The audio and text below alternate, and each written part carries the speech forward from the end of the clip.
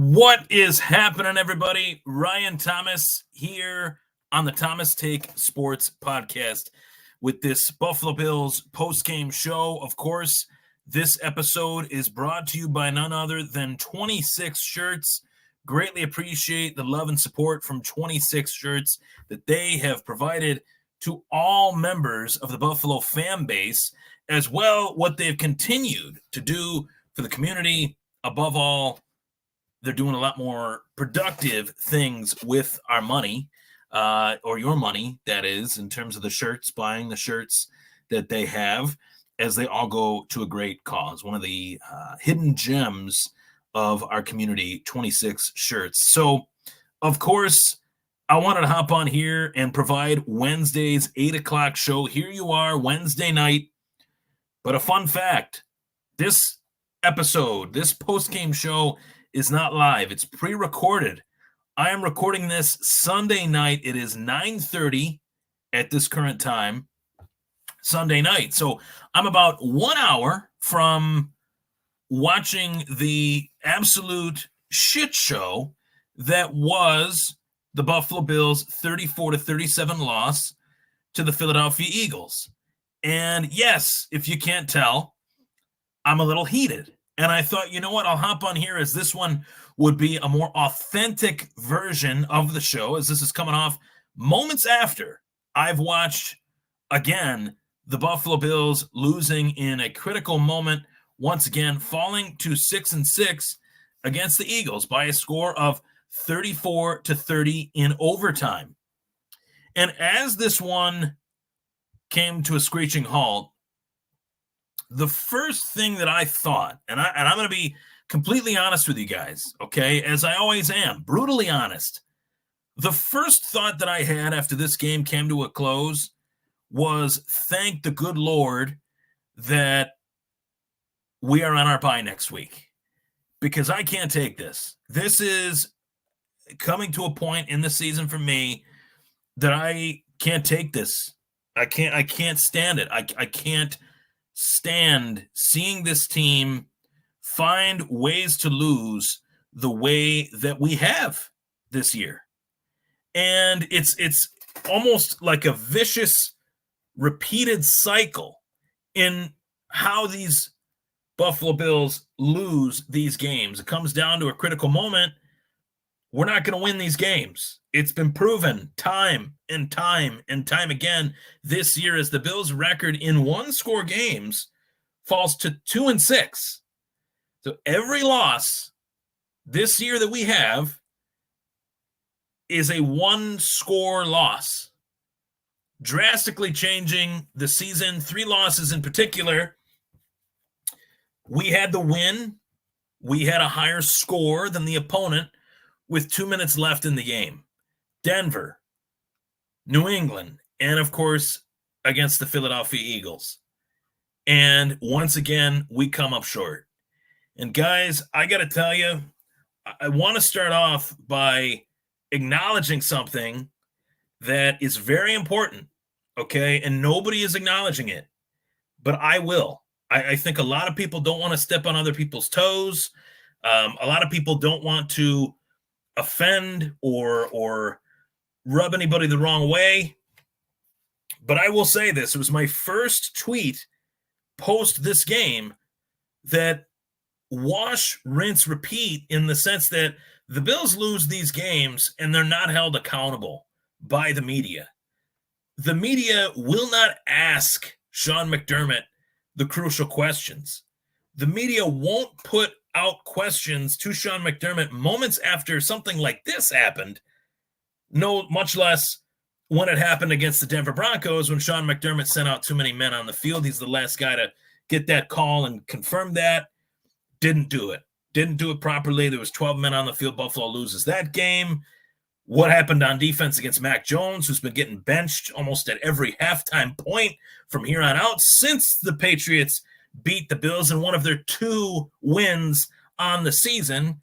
And what the hell happened just moments ago where the Buffalo Bills were stifling Philadelphia in the first half, and then the third half, Philadelphia had more success. Second half, third quarter, rather, they had more success. Fourth quarter, you'd have thought Jalen Hurts was Michael Vick. You would have thought that Jalen Hurts was a god among men, as this defense let Jalen Hurts just do whatever he wanted to do in that game. And I'm getting so agitated with the fact that the media does not ask Sean McDermott the crucial questions, yet they'll hold Stephon Diggs accountable for the things that his brother tweeted after the Bills lose a game. It is utterly ridiculous. And it is to a point where ad nauseum, it's the same routine for me. I watch these games. I watch them come to an end in the similar fashion that they do. I then wait for the Buffalo Bills to be live. Sean McDermott, Josh Allen, Stephon Diggs, whoever it may be that they throw out there for us to tune into. And yet the media does not, around here locally, they do not ask Sean McDermott. They will not ask Sean McDermott the most crucial question that they could. And it is the main problem that this team has. Forget offense, forget defense. This is a team sport, right? It's not Josh Allen versus the Philadelphia Eagles. It's not Josh Allen versus Jalen Hurts. This is a freaking team game. And why is the question not asked of Sean McDermott? Why can't you win close games? Why can't you finish games late that you're winning? Why are these decisions in critical moments in the game made the way that you make them? That's the question that I want to hear. Not, well, Josh Allen did some good things. What are your thoughts on that, Coach? How did you feel about the play calling this time around? Of course, the problem in this game wasn't so much the offensive play calling. Joe Brady's done a phenomenal job in a very short sample size, mind you, but Joe Brady's done a phenomenal job in terms of play calling. This offense was moving and shaking all night long. But the defense, in the second half in particular, allowed 2 touchdowns in the first 5 minutes of the fourth quarter. And last I checked, Sean McDermott doesn't have Leslie Frazier to point the finger at anymore. That guy quit, or whatever happened with that. Sean McDermott has to only explain for himself when asked to. If he's not asked to, then he's going to continue to get away with making the same mistake time and time and time again. What does the Bills' record, my question for anybody out there tuning into this, what does the Bills' record have to be in order for the media to ask Sean McDermott the proper questions that need to be asked? Does it have to be 6-8? Does it have to be 6-7? Because clearly at 6-6, the questions that the media asked tonight of Sean McDermott were not nearly what I expected them to be. And I'm very disappointed in that fact. We revolve our routine week to week around these games, right? Some more than others. Some of us just tune in and, whatever. They win, great. They lose, whatever. Guys like me, we invest a lot of time into this. We invest preparation into the show aspect of it, as well the team aspect of it. We have a deep burning desire to see this team accomplish what it never has. We believe that the Bills can, because for a long time we didn't have a quarterback at all, let alone one the caliber of Josh Allen, who played phenomenally tonight, outside of one interception that did lead to a touchdown by the Philadelphia Eagles. I'll talk about that. But guys, I could poke and prod ad nauseum over the offense did this good, the defense did this good. These losses that we've seen, for the most part, are coming down to critical moments in games, crucial zigging when the Bills should be zagging. And it's such a cliche, but at the same time, if this is not done right and the Bills season goes up in smoke and this team finishes 6-11 and they don't win a game post their bye week, which is very possible, by the way, they can't win a close game to save their lives. Clearly, their backs were against the wall in this one. Every player in that locker room knew it, the locker room that Sean McDermott gloats about, and yet they played as a team like that. but in the crucial moments of a game, it all went up in smoke. And I'm not taking anything away from the Philadelphia Eagles. They're a great team, but we proved tonight that we could play with a great team, but great teams like Philadelphia finish games. Bad teams find ways to lose games. That's the difference between the Bills at 6-6 and the Philadelphia Eagles at 10-1. Literally, the Philadelphia Eagles have found ways to win close games. And if you can't win close games, you can't win in this league. You cannot make the playoffs in this league. Playoff hopes are slim to none at this current point. The part that just blows my mind is the fact that statistically, Buffalo outplayed Philadelphia in nearly every aspect, but came up short still. And that, to me, is critical moments and crucial moments in critical games, I guess you could say. The one takeaway that I have from this game, more than any other, the one takeaway that I have in this game is that Sean McDermott's crucial gaffes are consistent. And I would compare those crucial gaffes to something right now that's on the national stage. I'm not going to get political here, but Joe Biden makes some gaffes here and there. In 60 Minutes, he'll do an interview with them, and they won't hold him accountable for it. It's almost the same thing.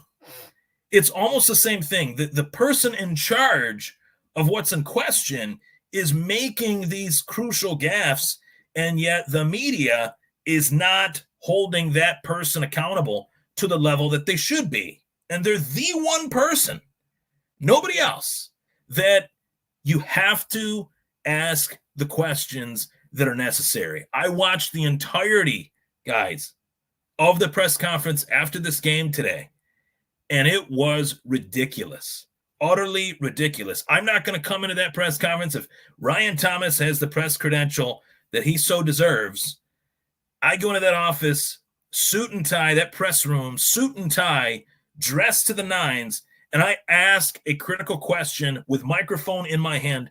Coach McDermott, why can this team not finish close games? Why is this team coming up short time and time again? No matter what the answer is, the answer could even be cliche. I just want someone to ask that question. I'm begging the media to ask Sean McDermott that crucial question.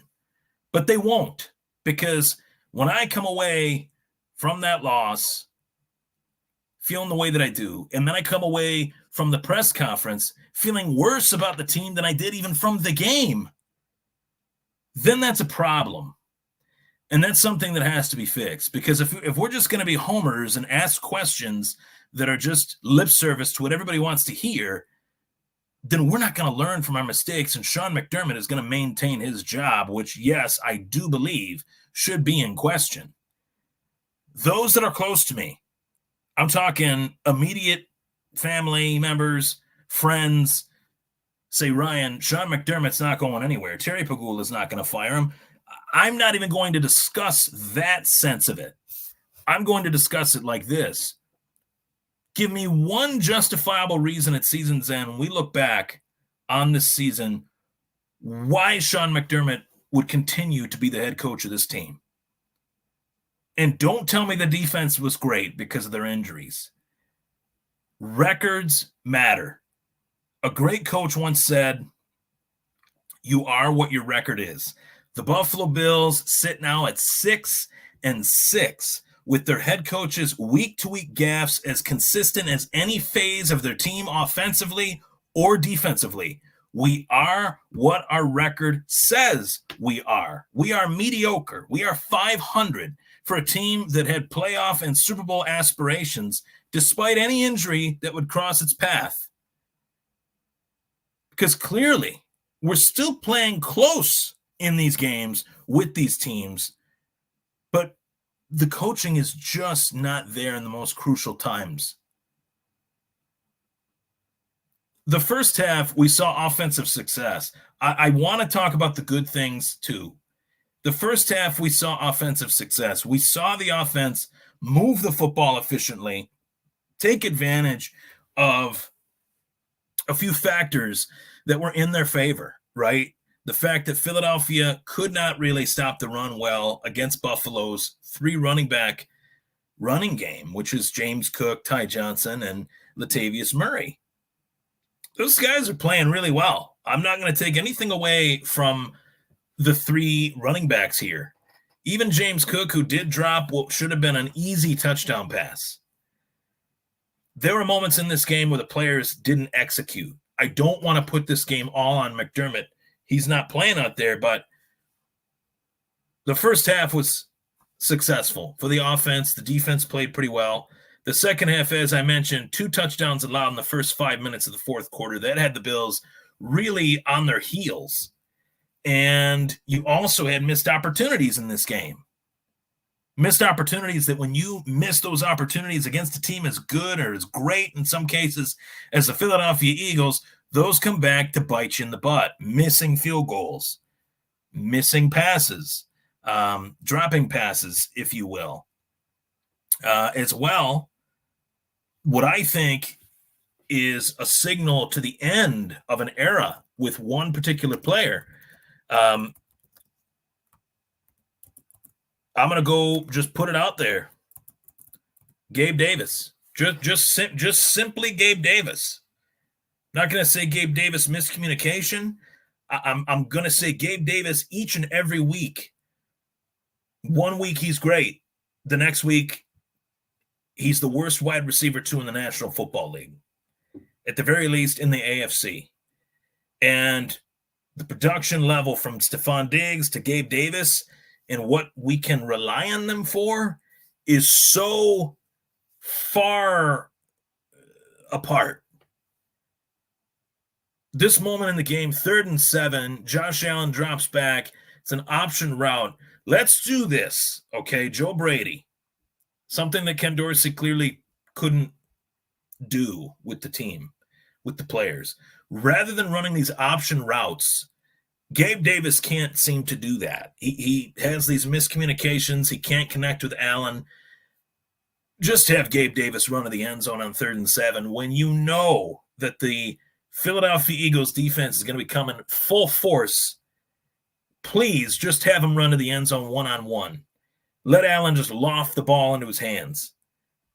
And at the very least, you could then hope that he would catch it. Rather than run the wrong route entirely or have a miscommunication with Allen yet again, that was the most crucial moment of this game.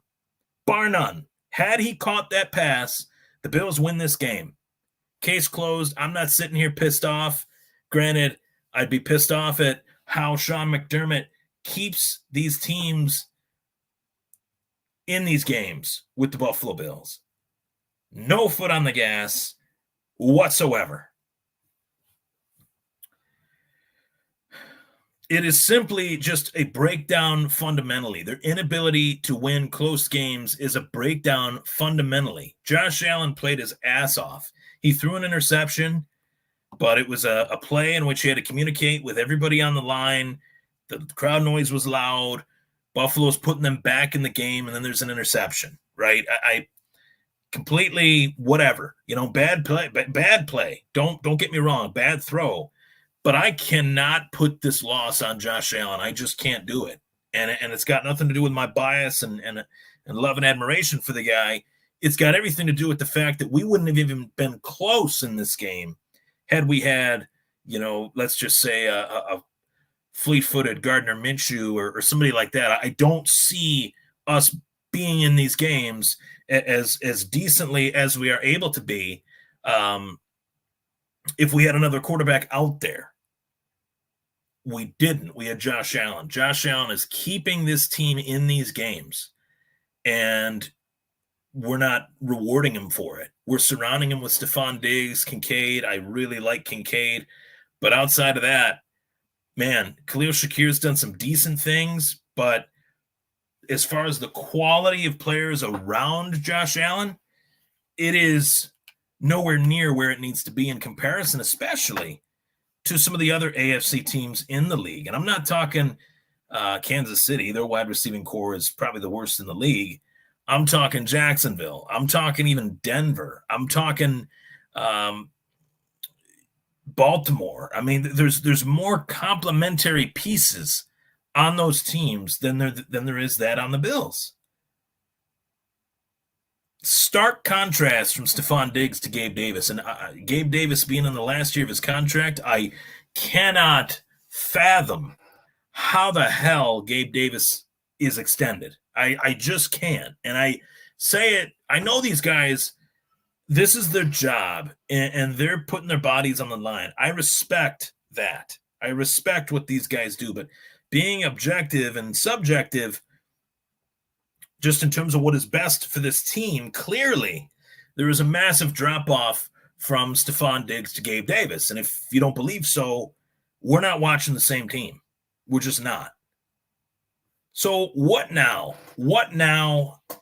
We head into this bye week. I made a joke to my one buddy, and I really meant it when I said it at the beginning of the show, that I'm so thankful that the Bills are on their bye this week. I got some Christmas shopping to do. And frankly, at this very moment, I feel like watching this team, watching these games is a complete and total waste of time with the way that they finish these games. It's heartbreaking. It's heart-wrenching. It's frustrating. It's aggravating because I know I'm 1 year further away from seeing the Bills winning a Super Bowl because this team probably won't even make the playoffs. Let that sink in, Bills fans. Let that sink in, Mafia.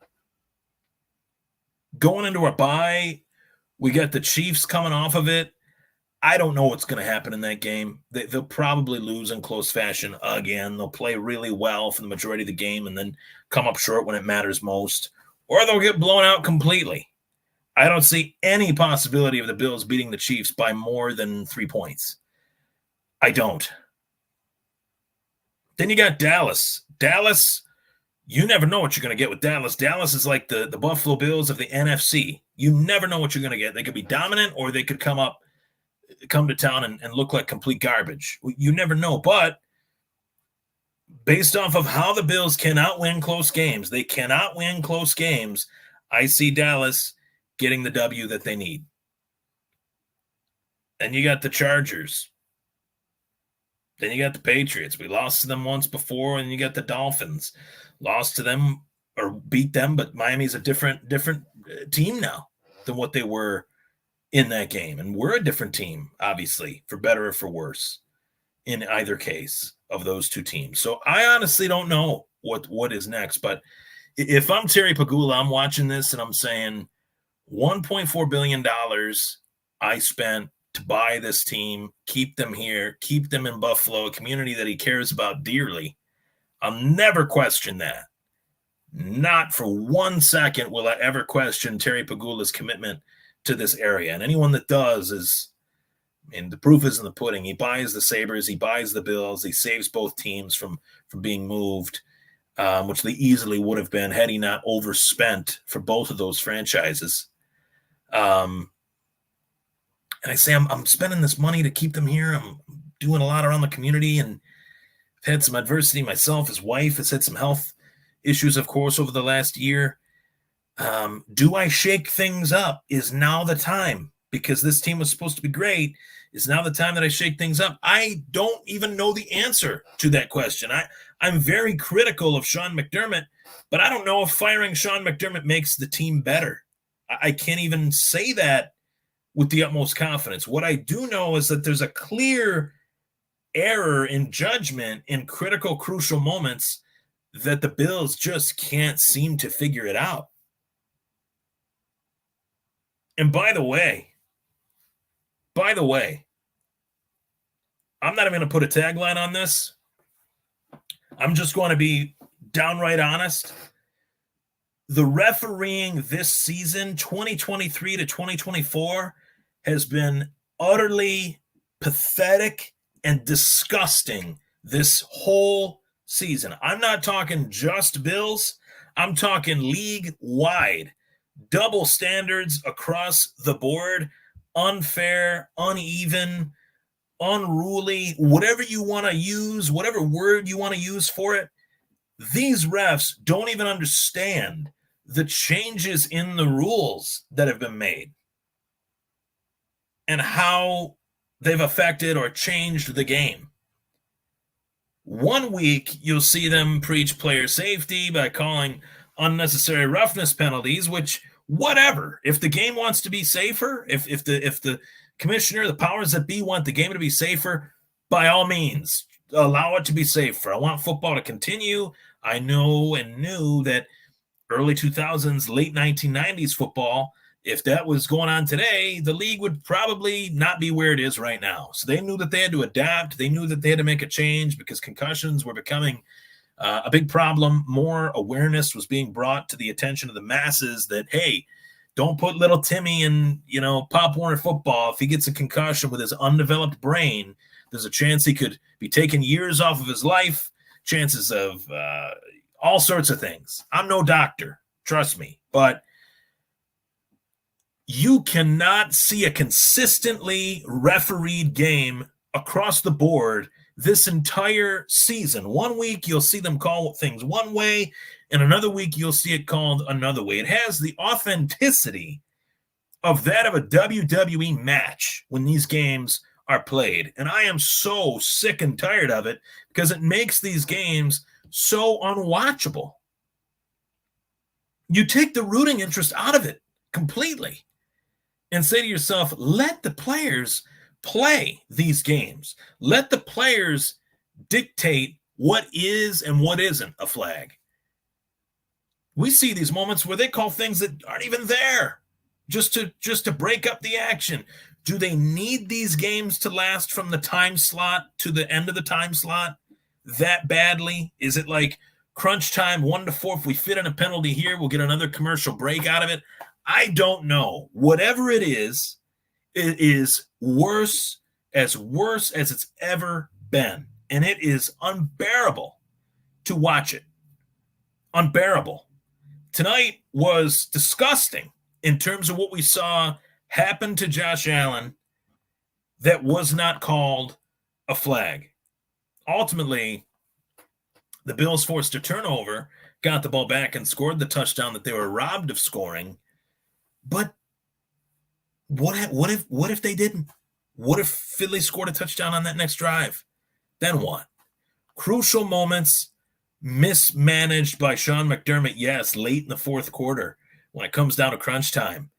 But moments littered throughout this game where the referees must have got a nice, must have got something from Nick Sirianni, must have got something from the city of Philadelphia and the governor of Pennsylvania, the mayor of Philadelphia. I don't know. And I'm joking around, but there is a problem here. When you preach safety, when you preach that we're doing a lot to change the league, and I don't care what feathers I ruffle, I am going to call it like I see it, as I always have. That was bullshit. Plain and simple. No sugarcoating it whatsoever. And another thing, one more tangent for me to go on before I wrap up the show. Last week on a podcast, I don't know if it was his podcast or on another, the greatest quarterback of all time, Tom Brady, came out and said that the integrity of the game is not what it was, the state of excellence is not what it was, blah, blah, blah, basically saying that the NFL sucks right now. And he never mentioned, not one time in his statement did he ever mention that the referees have been pitiful. He never mentioned it. And the reason why is because he had those referees in his back pocket for 20 years. When he made a mistake or when a team made a mistake against him, he practically had a Starbucks coffee date with the referees in the middle of the field, begging them to throw a flag. I watched him do it for 20 years plus. They changed a rule for him. And he's not saying anything about these referees. It's a little odd, talking about how players are not developing at the rate that they used to. The level of mastery isn't quite up to his standards. Honestly, take that take and shove it. That is ridiculous. Because we got a golden era of athletic, talented quarterbacks. We also have a golden era of defensive ends. Micah Parsons, the Bosa brothers. We got some Myles Garrett. We got some studs. TJ Watt, probably one of the best linebackers I have ever seen.